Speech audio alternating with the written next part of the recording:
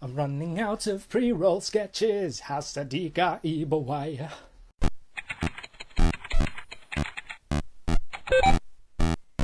Hello and welcome to Chicken Bytes, a short form vlog form from the long form vlogs from me. So the other week it was my birthday, 10 days ago to be specific, and I went up to London with my dad to see the Book of Mormon. If you don't know what that is, it's a musical religious satire written by Trey Parker and Matt Stone, the creators of South Park, focusing on Mormonism, and it's bloody amazing. I compel you to go see it. The only downside was that I got home at God knows what time in the morning because the train home that we were going to get turned into a crime scene for some reason and therefore we weren't allowed on. But I'm not going to talk about the bloody rail system because that's just opening a whole can of worms. I don't know what it's like in your family, but I feel that whenever it comes to my birthday, the biggest gift I get given is a whole shitload of commitments. Happy birthday, Alistair. Here, have a handful of inane items. Quickly, you better get upstairs and get ready because you've got dinner with the family at a restaurant in 5 minutes. Oh. Right, okay, I just woke up. What's going on? Quickly, because afterwards we're shipping you out to Azerbaijan with 4 people randomly selected from your address book to party until dawn. Azerbaijan? What? Come on, chop chop. You've got a lot of organised fun scheduled for your evening. You don't want to miss out on that. There was a cake though, so that was nice. At least up until my brother decided that he was going to cut himself a slice. Grabbing himself a knife and approaching the cake with a gung-ho attitude and words along the lines of "fuck the system," he proceeded to do this. Just cut the centre of the cake out, like in a big circle. Fuck you guys.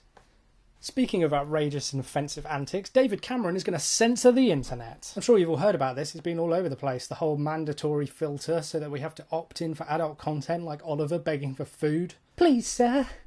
Can I have some porn? Now I can admit I'm generally okay with the purported intent and outlook for this whole endeavour. It's supposed to be combating things like child porn and paedophilia and all kinds of horrible, nasty things that I don't want to sound like I'm in favour of, good grief. But the problem that I and a lot of other people find with this whole scenario is that the government is planning to limit our web browsing capabilities. They're going to decide what's good for us because we're just unable to help ourselves and protect our vulnerable children, like the children will be unable to circumvent the changes if they really, really wanted to. It's just a pain in the arse! Choosing to keep what's offensive from us, where's the line drawn? Will it open a precedent of the government just deciding to block anything that they don't want us to see? It goes back to that whole discussion about the objectivity of offensiveness that I talked about in a previous video. If this goes through, we could end up like China or North Korea, where government censorship just alienates the entire nation from the real world and actual problems and issues. It probably won't get that far, but you know they want to do that. Hell, I would. If you were in charge and you had the power to erase or filter all criticism against you or anything you didn't like or believe in from the public, don't tell me you wouldn't try it. Even just a little bit.